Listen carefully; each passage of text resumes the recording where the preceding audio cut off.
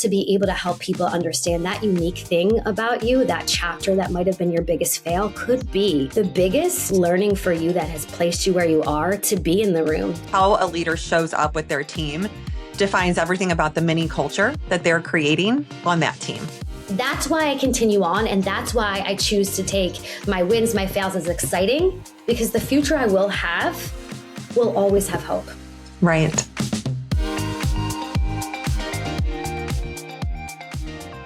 Welcome back to I Can Fit That In, the show where ambition meets alignment.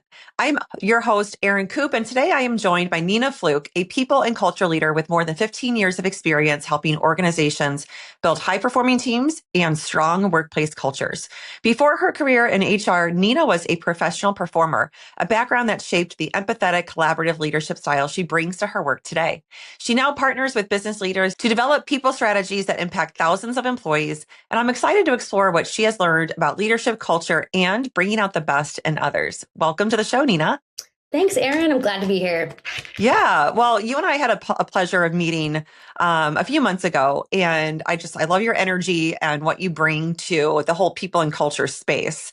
And I thought, what a fun place to start. Not every day do you talk to someone who is a professional performer. So Can you tell us about that chapter of your career and what that meant to you? Of course, yes. It's such a key part of who I am as a person, as a human. I really do believe it makes you a better human, but also as a leader. It kind of starts growing up. I like to always start with that I was a twin. And so with a twin, there were differences, but also a way you would want to stand out from your sister. And I was the oldest of 5 in a group, a big tribe. Grew up in Philadelphia. I wouldn't say always go Birds, and also have to say, side note, we signed LeBron last night, which is a big, huge thing. That is so huge. I can't get through the podcast without saying Philadelphia now has LeBron. And so, as you can tell, I grew up in this sports-loving, athletic family. And I, too, found a love for athleticism, but slightly different. I wanted to perform. I wanted to be a dancer. I started really young having interest in that. And my family encouraged that at a young age. I remember holidays around Easter time reading a book called The Country Bunny and the Little Golden Shoes, or the Little Gold Shoes. And it really talked about big families, huge families, bunny families, and that each person had a unique quality or a unique thing they brought into the world. And that stuck with me from a young age. And my parents really fostered that inside of me. And I remember I felt different than my family, and that was okay. And I remember there was a bunny who performed for the family, who kept them happy while they were doing chores or while they do XYZ. And so my mom was like, do you want to do this? Like, let's sign you up for dance. And so it started off with dance, led to acting, and led to singing. And my first professional show was when I was 14 years old. It was so wonderful to actually get on stage, but get paid for it. This was revolutionary to me. It was with Opera Delaware here outside of Philadelphia. And then I continued. I went to Point Park University in Pittsburgh and ended transferring to Temple University. Go Owls. Always go everything in Philadelphia. And graduated with a dance minor, theater major, and continued to perform professionally. So I did commercials, industrials, movies like Across the Universe, that great Beatles movie, but really honed in on musicals. And so I did musicals across the country regionally, in cities like Philadelphia, Chicago, Pittsburgh, Sacramento, St. Louis. And for a long time, that was my whole entire passion. And as I got slightly older, I remember there were some points where I wanted to explore different parts of who I was. And I wanted to explore what was next for me. Didn't really know what that looked like. So that's kind of like my beginning story and what transitioned into a next chapter. I think I like to call myself a person with many chapters of life, many evolutions, which is exciting, but also a lot of transitions. And so that was the first part of my life, which is such a key part of who I am as a leader, as a people leader today. There's so many nuggets of wisdom that you shared in there. And I mean, I love the bunny story, right? You're like, I'm going to be that bunny. Like I'm going to do something that is so uniquely me. And you did it, which is super cool to follow that, like that creative spark and to keep that alive, which I can very much tell from the moment I met you is still alive in you today. So that's beautiful. I know I have 2 boys, 2 young children, that I'm always trying to keep their creative spark going because I think the world does a really good job of kind of dimming that in us as we grow older into adulthood, and it kind of puts us in line and tells us to follow a traditional path. But careers aren't linear, and life doesn't have to be linear. And yes, we're going to move through transitions, and we're going to reinvent ourselves, and we're going to have some opportunities that, pan out and others that don't. Maybe things we try and we fail, or we realize, gosh, I don't want to do that, and kind of course correct. But what you just described to me, it's kind of funny because I didn't think we were going to go there, but I feel like what you described is that, you are someone who really has been able to follow their passion, but also translate that into business and a business career. And so performing in the way that you just described and HR seem like very different worlds. But where did you start to identify skills that you had developed that could really translate in in the HR space? Oh man, this gets me so excited. So if you can see, I'm like, where to start? And I want to be honest for all the people out there. It took me a minute. I feel like I've gotten to a place of acceptance. That's a big A word for me. Abundance, acceptance, love both words. I feel very abundant with having different chapters. That's how I frame it up. And I've accepted each chapter, and that there's learnings and it comes along with you as you transition. And I know that a lot of people may look at theater, HR, business consulting as two different worlds. But what I like to call it is I've always been in the business of people. That's when you're a performer, you are taking a story or a choreographer director's piece, and you're getting to know it so well that you embrace it, embody it, to share to an audience, to understand it. It's a level of curiosity with understanding different stories that some might look exactly like you. Maybe that's why you're drawn to them. Some might look completely different, but it's a level of understanding, of asking questions, of listening, of working with a group of people to tell that story that is very similar, I think, when working with people. When you're in the room, it's about connection, right? And ultimately, we have to drive numbers, we need to perform, but I think it starts with the kernel of relatability, the kernel of understanding motivations, the kernel of understanding people's strengths and opportunities to help them support moving forward, maybe even shining a light on something they didn't see or something they thought was the odd thing in their life that actually, I'd like to say, is probably the thing you might want to flip the coin and actually show that front and center. And so it's been a joy for me to discover, as I've gotten more comfortable with my entire story of life, to be able to help people understand that unique thing about you, that chapter that might have been your biggest fail could be the biggest learning for you that has placed you where you are, to be in the room supporting others, to creating business or leading large teams. So in a lot of ways, I've found the differences, but the huge similarities of the two. This resonates so much with me because there were so many points in my corporate career where I felt like I couldn't fully be myself because not because someone else had told me that like I wasn't enough or I wasn't accepted or didn't belong, solely because within my own existence, within my story, I felt lesser than, and I felt insecure in a certain way. And for me, a lot of it stemmed around my upbringing, growing up poor and underneath the poverty line. Like I felt like that kept me from being like the people around me. And of course, that was complete garbage because I didn't know everyone's stories, right? And everyone has a story. Everyone has some sort of hardship or trauma in some way, shape, or form that they have faced. And what you just said about allowing that piece of you that is vulnerable, right? And that piece of you that is truth, but doesn't have to have a grip on you. Let that be the light that you bring to others. Like let people see that and see how you've overcome it, because there's so much inspiration and there's so much connection and trust that can be built from that. And so I know, I guess I'm kind of a performer, but I'm a keynote speaker, but a lot of the keynotes that I deliver, I mean, I am known for the authenticity I bring and the relatability, because I'm not standing up there memorizing my lines like a typical performer might have to do with choreography, which is something I feel like I would be terrible at because it's just like not my skill set. At the same time, being able to embody, like you said, embody those stories and truly bring them to the forefront for people to connect with, like that is a skill, and not everyone can do that. So I have so much appreciation for that. Oh, absolutely. And sometimes when I talk to my fellow theater performers and when I talk about facilitation or talk Yeah. about sharing my story, that actually can make some theater people actually more nervous when you have to be vulnerable about self, like, right? Like, and face those things. Like, sometimes it can be people like, how can you perform? But you're nervous to share your story, or there were times you hid your story as a performer. Right. How is that Right. you, Nina? Like, you performed all the time. You're an open book. And I'm like, sometimes an open book for someone else's story. And it can be a level, like you're saying, of vulnerability as you are performing every day as a keynote speaker. And even in a lot of ways, really sharing, it's almost like a true artist in the sense, sharing a piece of who you are. And that, I feel like people truly relate to that. And that is people leadership. That is that next level connection, whether it's your upper management or direct report, that unlocks that empathy, unlocks a relationship, a trust building, that then you can go into some of the logistics or whatever is needed. But it's so important, and embracing who you are.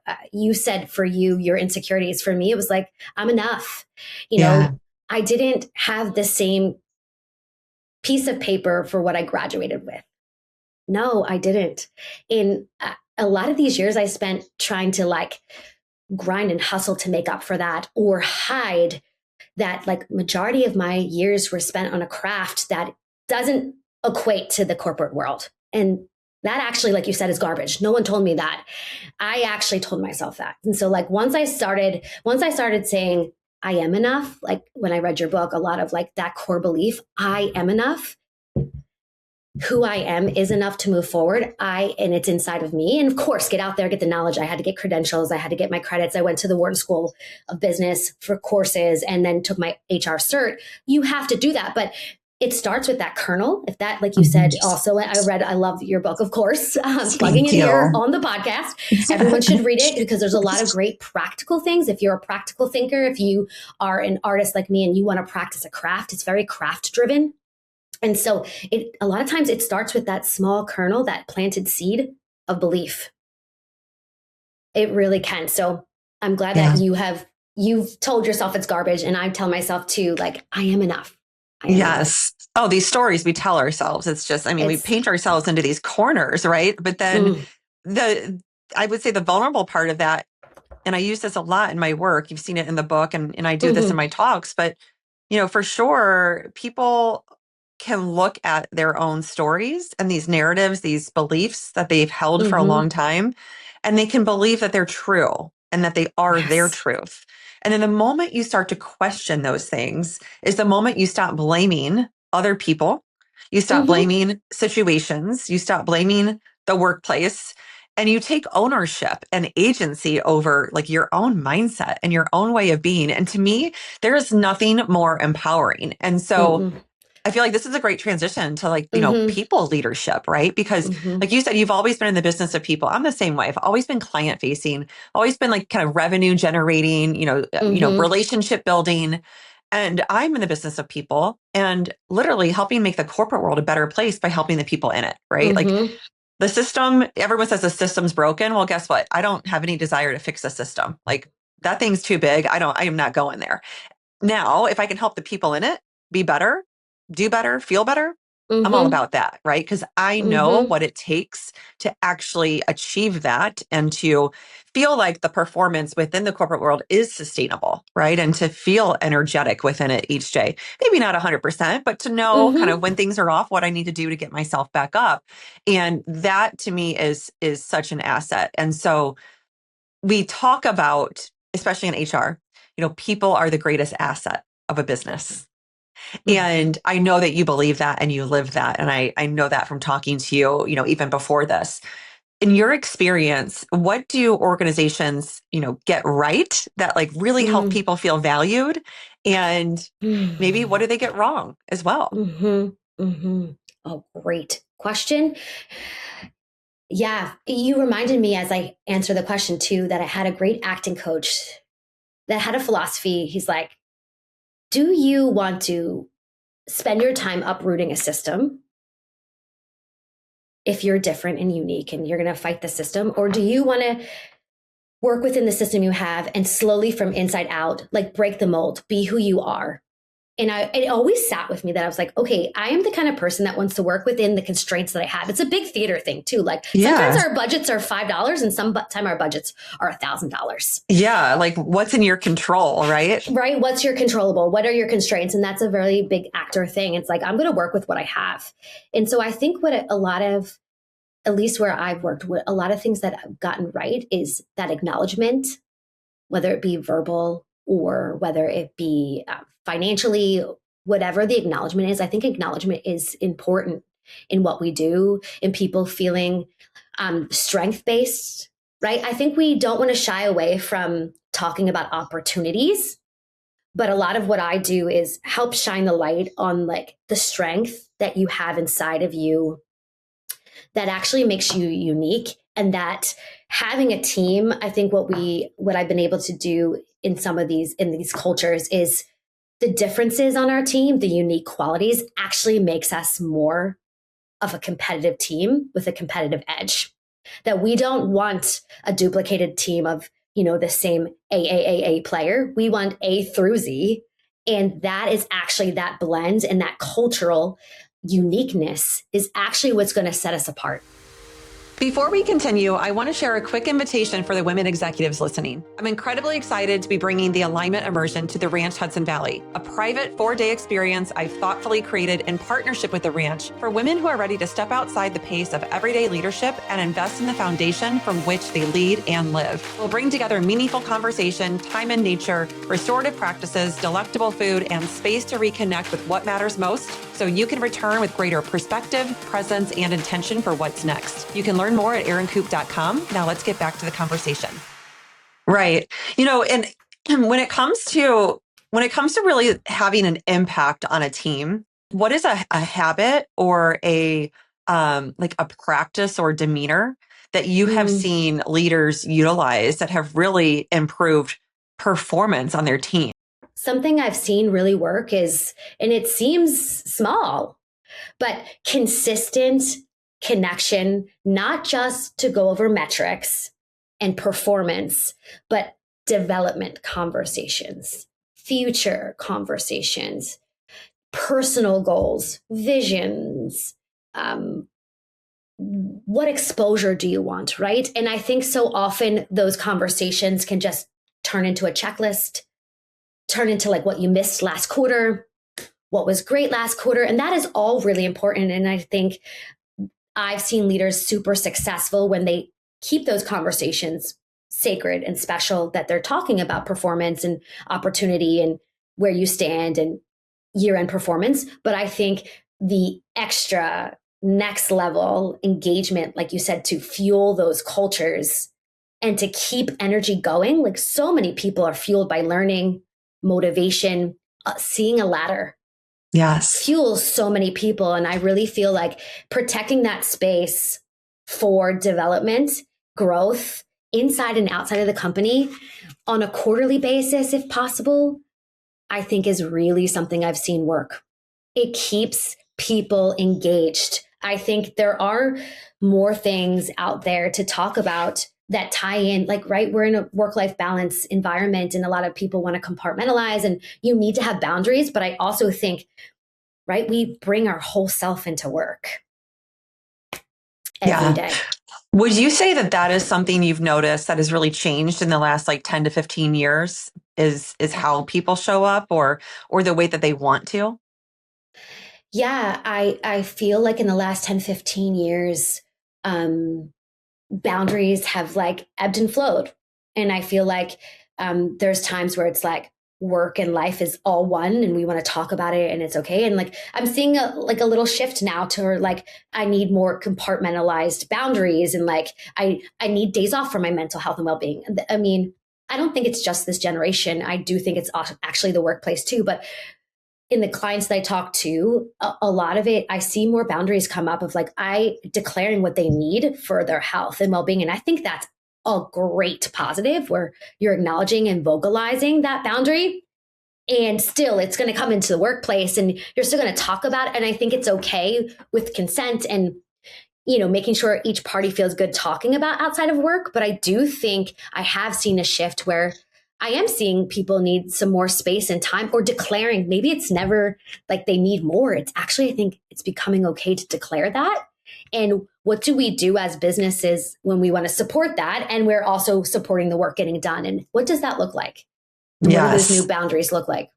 Yeah, I love that we're going to that spot, because I wanted to talk to you a little bit about something that I see a lot in various organizations. And I don't see it all the time, but I hear sometimes from HR leaders where they really want to help their people, especially leadership. They really want to help leadership, lead better, right? They want them to not get performance confused with just constant productivity. And they want people to have, they definitely want people to have boundaries, but they also they don't want people to have too many boundaries to where they're like, oh, they don't work as hard, or, they don't want them to feel like they're too empowered and too self-aware to where they, they don't bring as much energy to work and give it as much discretionary effort. And I feel like that's a really backwards way of looking at things. Why are we trying to stifle people? Give them enough, but keep them in enough of a container that they don't feel like they can really be too great. I just feel like it's so backwards. And why Agreed. can't we just allow people to be empowered, understanding that hey, your livelihood is your job, right? So on earth, you've got to earn income in order to live, to have a lifestyle. And you have to appreciate your job, and you have to give it what it requires. And sometimes they're going to be more busy than others. And there's going to be deadlines. There's going to be initiatives. There's going to be different things that are going on. Someone's going to leave. You got to replace them. You got to train. You got to all this stuff. So within that, can't we just trust adults to actually do what they need to do to get the job done well, to earn the income that they signed up for, versus we're going to help you, but not too much? Absolutely. I couldn't agree with you more. I think,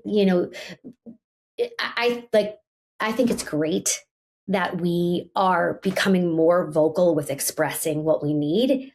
And I agree with you that we shouldn't keep it contained, that it's just enough. I think expression is step one. And then we figure out what that looks like in the workplace, or what figures out what that work look like for you. But I've been in the reverse situation where I didn't ask for what I needed.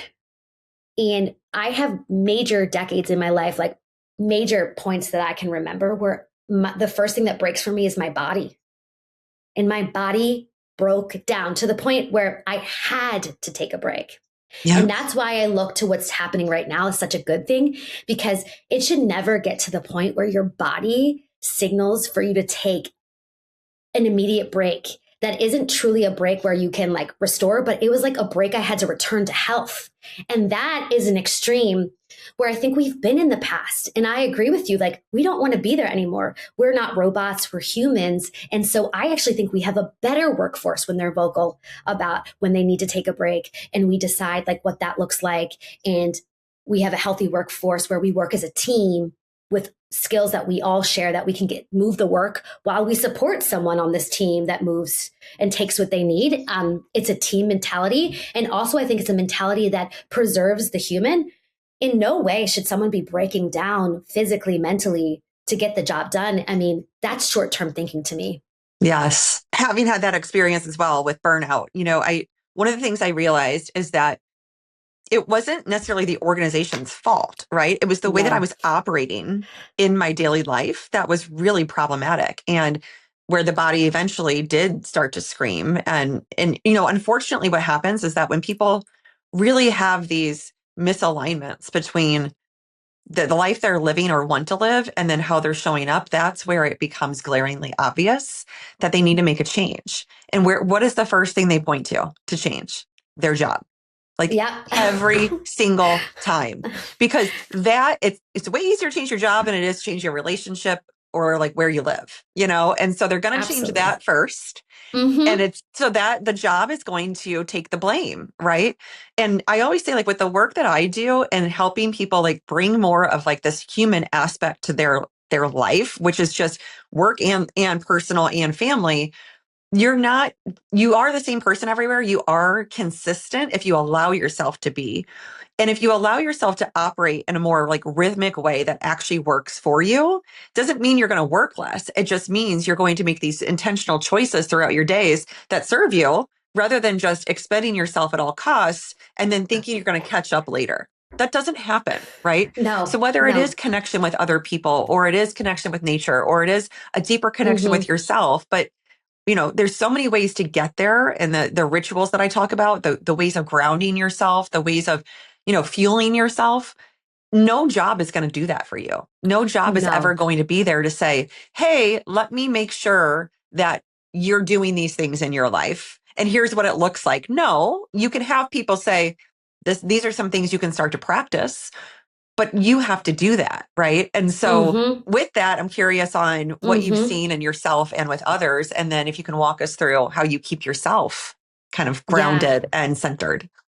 Oh, beautifully said. And I do think it wasn't my job. A part of like it goes back to that seed, I'm enough, or I have to prove I'm enough. And so like that was a driving force. Or like I spent some time in a different world, and now I'm in corporate. So I have to catch up all the time. Time. And like you say in the book, energy, it's about your energy and where you place your time. So breaks are good. And I'm a break or restorative break, or it could be an active break. I am a break person and I'm a recharge person. And I actually get the joy of working with a company that is huge on like, what do you do to refuel?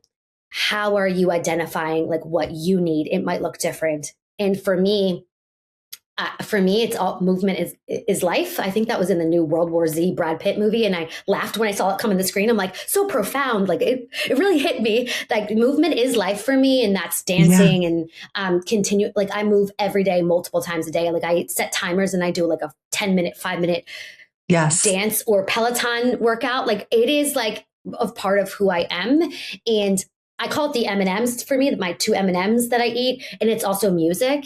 I'm a big music person. So before we started the podcast too, or before a certain quarter, I have like hype songs, like Die Die from Shakira right now, like with the World Cup, like let's go. I'm like, yeah, Die Die all the time. Or there's another song called from Ray that's called Joy, or The Right Time by Madeline McDonald, I think it is. Like it's like I have like a playlist, a soundtrack to my life of like, okay, this is where I'm feeling right now, and this is what I need to like. Actually, it will change my entire mood. One great song. How That's lucky. awesome. I'm like, a great playlist.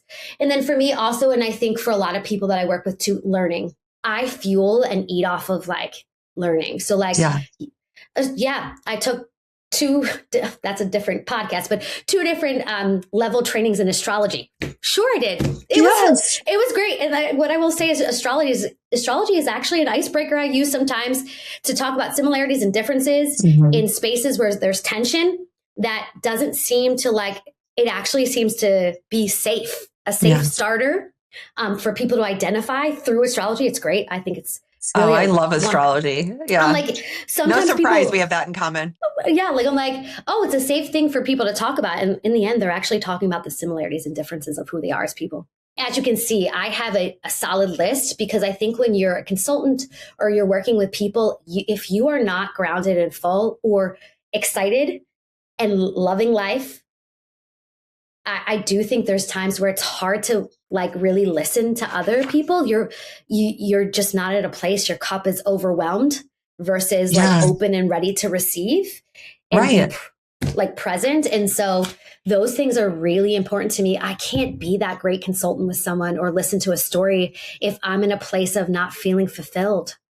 I'm so glad you brought that up because I mean, what it feels like to be around someone who doesn't love life or even like life, who like doesn't enjoy anything about where they are, what they're doing, just the person they're with or, whatever, parenting or anything that they're doing in life. When you're around someone like that, like it is like soul sucking, it just siphons the energy, the life force out of you.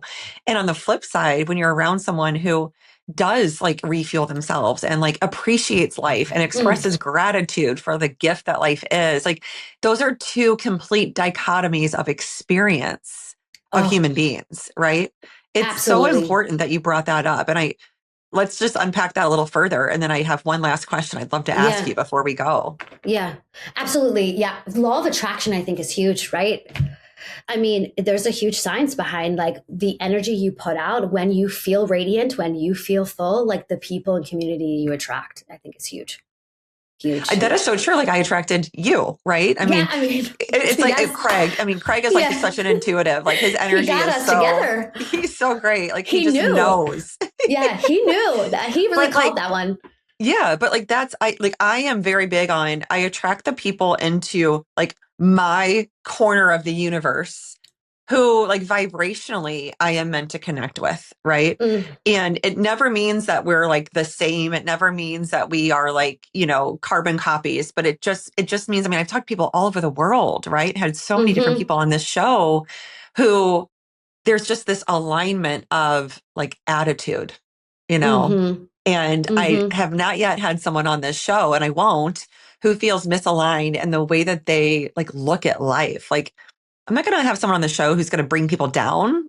No. That's just not this show, No. And like, exactly what you're saying. I'm a huge reframer, right? Whether things are going to happen to all of us. Life is messy. Like I said, I have so many chapters in my life, personally and in work. And I believe in the reframe. I believe in the silver lining. I believe in like, I will be the proudest when I'm 80 plus and I have all these stories to look back on and I lived life to the fullest. Like, and I want to be around people who do the same, whether that life looks like mine or not. Like to me, that's defining success personally, from a business standpoint, there's legacy and developing great leaders and seeing these leaders shine as well. But for me, being older in life and having the stories and knowing that like it was messy, but it was so full and so enjoyable. That's what is going to be success for me, that I know that I left it all on the table to the last day. I probably will work till like the last very moment because for me, work is purpose, it's meaning. But like I feel the same way. I'm glad you said that. Yeah. I think it's purpose and meaning. And I mean it work in the most beautiful way in the balanced way that makes sense. Right. Rather than waiting for some date in the future where you can stop working and thinking that's like living life. It's not, I don't think that's for me. Right. And every day is a gift. So we don't even know when we leave this planet, right? Why not just enjoy it while we have it? So you just defined basically what your how your idea of success has evolved or your definition of success has evolved. What is just one piece of advice that you would give your younger self? Oh, this is so great. I think what the theme of the podcast may have been for us here is like lean into your uniqueness. That word, let's see how many times we said it during the podcast, but lean into who you are, what makes you different or special. I remember a story of I was looking to get promoted to the next level job and I was having a hard time nailing it. And I got a job coach. I was like, again, what can I do? What can I change? What can I make better? That like, I can be better. I'm striving. And I did the interview and he said, wow, you're really an influencer. You're a storyteller. You could like, I'm enthralled. He's like, but that section about like how you're such a good storyteller, your pitch of who you are, this theater person and being the people business. He's like, I could have used a couple more sentences there. I could have used like, I think that might be what makes you uniquely qualified for this job. Why you stand out to me, why I'm interested to hear more is the one you only gave me one sentence on, not all the credentials you listed 15 times. He's like, say them, but he's like, maybe just give me a little bit more of that, why you are uniquely qualified. And I was like, okay. And I practiced and I went in and believe it or not, I got the job. Literally the next interview nailed the job that I've been trying to get for years, like the next step. And I was like, wow. And so what I would give the advice to my younger self is like, there's no need to hide. There's no chapter. Of course, like, you filter, share, like some of my chapters are hilariously funny and like maybe not the most appropriate for an interview, but like, there's no need to hide who you are. It's how you frame it. And it actually might be the thing that gets your job. And that's what I would say to my younger self. And I even have like, lately I've been saying something to my older self, if you wouldn't mind me sharing too. And I like wrote it down is because I've had so many chapters, there's times I get stuck in this like comparison of my life today doesn't look like my friends, or again, that twin comparison, or, hey, it's not exactly what I thought. And I was listening and I heard this like great quote, like, the future I hoped for is not the only future with hope. Mm, And I that's was beautiful. like, Yeah. that is like exactly how I feel about life. Like, I've won, I've lost. There's some chapters that look better than I ever thought. And there are other chapters like, oh man, what happened there? And I think realizing that I had a picture of the future, but that's not the only future with hope. And like, Right. that's why I continue on. And that's why I choose to take my wins, my fails as exciting, because the future I will have will always have hope. Right. Right. Oh, that's so beautiful. Yeah. Life is an unfolding, right? It's not a linear path. It's not, a book that you just follow and you just check off the boxes and then arrive at life. It's an unfolding. It's a becoming. And I saw that on a podcast that I listened to, and I just thought that was important, because as I get older, I want to say something to my younger self, but there's something I need to say every day to me, my current older self, that keeps comparing myself to that younger dancer woman that doesn't do things the same anymore, and it's different, and I can't do it the same. And so I want to like speak to my younger self and other people, but I also want to speak to this older, wiser woman of like, who's comparing herself to a version of something that doesn't exist anymore. And so let that go. Let that go. I love it. Yeah. Nina, you're so inspiring and just so full of energy so and insight. I've really enjoyed connecting with you and enjoyed this chat. How can people find you and follow along your journey? Yes, you can find me on LinkedIn. Like I said, I shared this with Erin. My name is Nina Fluck. The last name is Fluck like a Duke. I like to tell people, not Fluck like a duck. That's how you can remember me. You can find me on LinkedIn. And I am working with a partner right now, translating some of these theater skills into people leadership skills and HR skills, and possibly might be out there at conferences next year. So different people leadership conferences, HR conferences. So you can find any updates there. But Erin, I too felt like he knew what he was doing when he connected us. This has been a joy, this time with you and reading the book and getting to connect with you. And I'm really grateful for it. I am too. Thank you so much. And thank you for being here. We will include where to find you in the show notes. And everyone, thank you for being here. You know what to do. Please like, share, subscribe, and rate the show so we can get this to more and more people who will benefit from it. And until next time, be well.